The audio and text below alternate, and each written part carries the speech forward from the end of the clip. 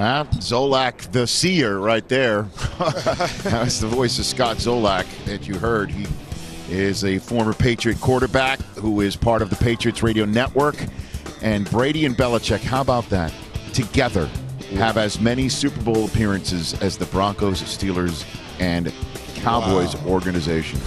It's the 10th Patriot Super Bowl appearance, as we all know. Willie McGinnis, you were in the first one of the Kraft era against the Green Bay Packers, and then the '85 Bears with the fridge scoring against Raymond Berry and his Patriots that day. That would make 10 right then and there, as we are, as I mentioned, at the top of hour number 4 here of NFL Game Day morning on Super Sunday. I mean, what can be said, Willie, about these two guys and what they do for each other? I would say, first off, it's the competitive nature of both men, of wanting to be great, wanting to compete and play at a certain level. And, you know, Belichick, of course, is the coach. So it's his job to align players and get them ready to play in this game and put certain players in position.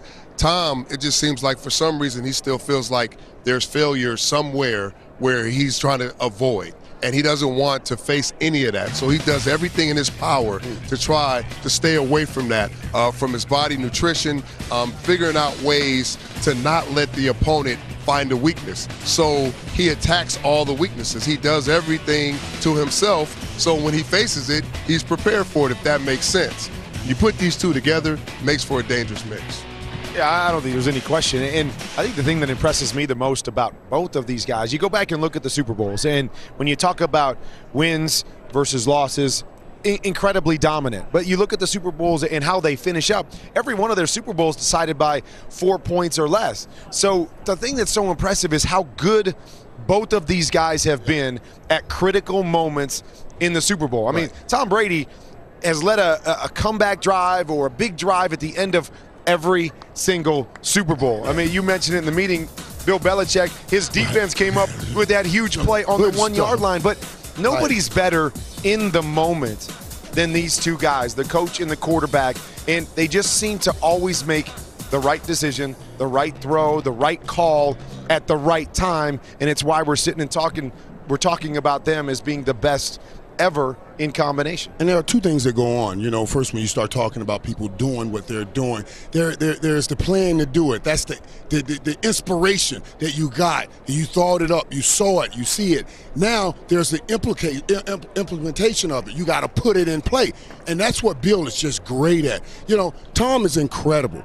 He's made some last-second plays. He's always where he needs to be. But to make sure that everybody around Tom is always at their peak performance so that we get to see Tom's peak performance, that's Bill Belichick. I mean, he's just been an incredible guy to hold everybody accountable, to keep everybody on edge. I remember years covering these guys. I remember watching Seymour out warming up, and I want to go over and say hi. He's like, I know. Come over here now.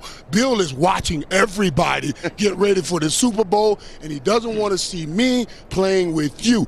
That's important. That's as important as any throw that's going to be made on this football field. Any tackle is making sure each man is bringing the best out of themselves. And when these two started way back when, I don't think anybody could have predicted this. So let's give some credit where credit is due. Robert Kraft hired Bill Belichick after his stint in Cleveland, okay?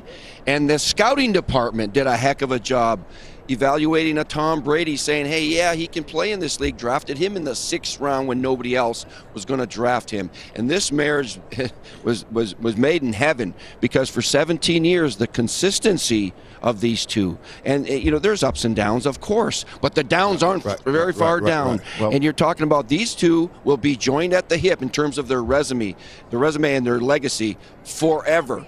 So much success, and one couldn't do it without the other, but there are other people involved that brought them there. I don't know that there's a greater story in sports, really, guys, when we think about it, than the Tom Brady story. And I've talked about this before. When we talk distance travel, your 6th-round draft pick that's about to get your 6th ring if you win this game.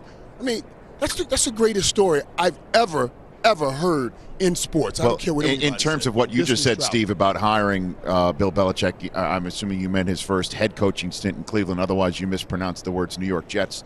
No, where he was where he resigned on a cocktail napkin. And thus, the rivalry between these two franchises began to really cook. I want to turn to you, though, Willie, because you were there. I mean, as you mentioned, Steve, and you guys have all alluded to distance traveled.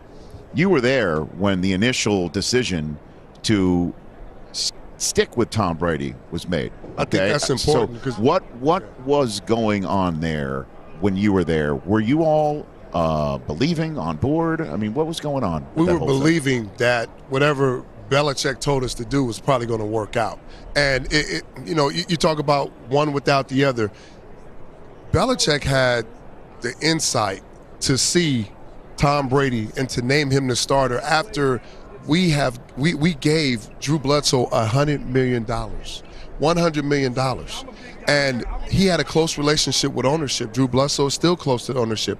Bill Belichick had to make that call, even when Drew came back and he was 100%, to say or see something in this kid to say, this is our future. This is where we're going forward. It had nothing to do with the season. It had nothing to do with any of that.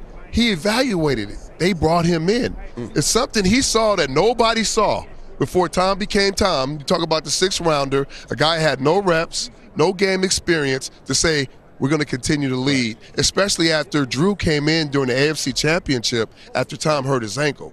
So you can't separate them because what they do is so unique and special together, but we all have valid points. I will say this. It's a great system, but you got to have players to go out and execute that system. And we're having this conversation. I hope that they don't that nothing happens in New England like what happened in Dallas after we went back-to-back Super Bowls and our coach, Jimmy Johnson and Jerry Jones, broke up. We've been hearing a lot of rumblings coming out of New England. I hope that's not the case because I've enjoyed watching this run by these guys. Yeah, I'm just going through it right here. History of Super Bowl MVPs, looking at quarterbacks. I do believe, Montana had 157 yards passing and 1 touchdown in Super Bowl 16. That was his first, and that's obviously a guy that Tom Brady's been compared to. 145 yards passing and 1 touchdown in his first Super Bowl. So he was kind of the game manager that. And I do remember even watching, that was Pat Summerall's last game as a broadcaster, and John Madden was saying, hey, maybe the Patriots should just pump the brakes a little bit going to overtime. And we were hoping the same thing. That's right. We were taking the momentum. But I think that's what you saw. Everybody asked you, well, did you see this coming? Nobody saw this coming. I mean, through those playoffs, I think he threw 1 touchdown pass. But maybe where you got a glimpse was there with 2 minutes to go in the game or just less, and instead of kneeling, Bill said, let's go for it. Let's do it. And you saw him methodically lead that team down, make the proper play at the proper point, no mistakes, lead to Adam Vinatieri's game-winning field goal on the last play of the game. And then we've seen that since. In the moment, from day one or from Super Bowl I until now, Tom's always been the best. And you mentioned Drew Bledsoe. Before that drive, what did he say to Tom Brady instead of kneeling down? He said, just go out and sling it. And that was the mindset of that team, is just come aggressively and go down the field against you guys. And start of history. A lot of respect for Drew, too. He handled that well, didn't he? He handled it well, but he taught us what it meant to be professional and to handle certain situations. And that's the ultimate sign of putting team before individualism. And I have a lot of respect for Drew. And to this day, we laugh about it and talk about it, but we all know as players and being in that position, you always want to be the guy. And it's the toughest thing to watch when you've been somewhere your entire career and you have to sit and watch somebody else go through that and win that. So a lot of respect for Drew. Yeah, Drew Bledsoe was on the podium after the AFC Championship game victory. He was the one who brought out the Hunt Trophy that then was handed to Bill Belichick, who then handed it to Jonathan Kraft because, that's chump change. That's what it was. Yeah. Chump change. You saw how he ended it. Yeah, you take it. Yeah, you take it. That was funny, Rich. I thought you saw that too. Man, get out of here. I can't even let my players see me celebrating this. That's what he said. He just took it and handed it right to Jonathan Kraft. Here, you put that on the hood of your car.